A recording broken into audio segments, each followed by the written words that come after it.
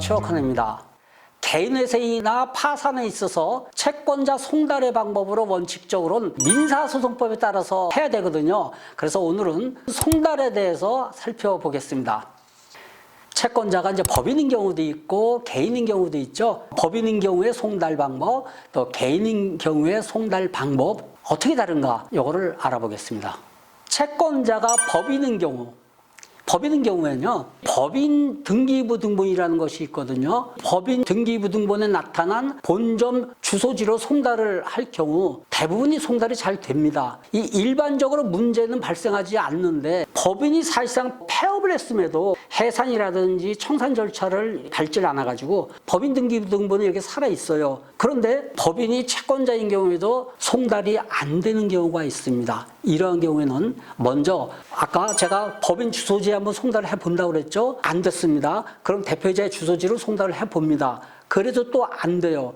그러면은 이 대표자의 개인 주소지를 또 살펴봐야 되거든요. 이때 법원에 보정 명령이 나옵니다. 이제 주민센터에 가가지고 대표자의 주민등록 등본을 발급받아가지고 송달을 또 해봤는데도 그래도 송달이 안 된다. 이러한 경우는 뭐 더 이상 송달할 수 있는 방법이 없죠. 그건 나중에 말씀을 드리겠습니다. 그 다음에 이제 채권자가 개인인 경우, 이때는 알고 있는 해당 개인 채권자의 주소지라든지 또 영업소에 송달을 한번 시도를 해 보거든요. 근데 만약에 송달이 이루어지지 않으면은 마찬가지로 법원의 보정명령에 따라서 채권자의 주민등록 초본을 발급받아서 초본에 나타나 있는 주소지의 송달을 한번 시도해 보면 됩니다. 아까 법인인 경우에 대표이사 개인 주소지에 송달을 했는데도 안 된 경우에 그런 경우가 있다고 제가 말씀을 드렸습니다. 개인인 경우에도 마찬가지로 주소지에 송달을 했는데 송달이 안 됩니다. 이런 경우에는 송달에 가름하는 공고를 신청할 수가 있습니다. 오늘은 송달에 대하여 알아봤습니다. 채무자가 채권자의 인적 상황을 명확히 하기 위해서 통신사에 사실 조회를 하는 경우가 있는데요. 핸드폰은 많이 사용하지 않습니까?